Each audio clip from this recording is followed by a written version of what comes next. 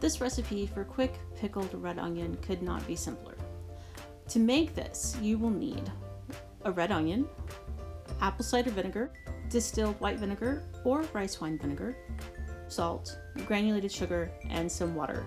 Start by thinly slicing your onion. You could slice it as thick as 1/4 inch, or you could go paper thin.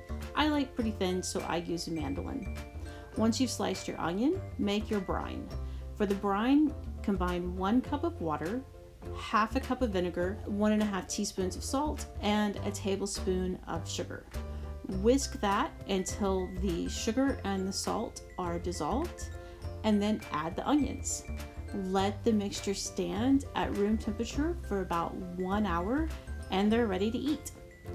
Or you can transfer them to a glass jar and they'll keep in the refrigerator for about 2 weeks.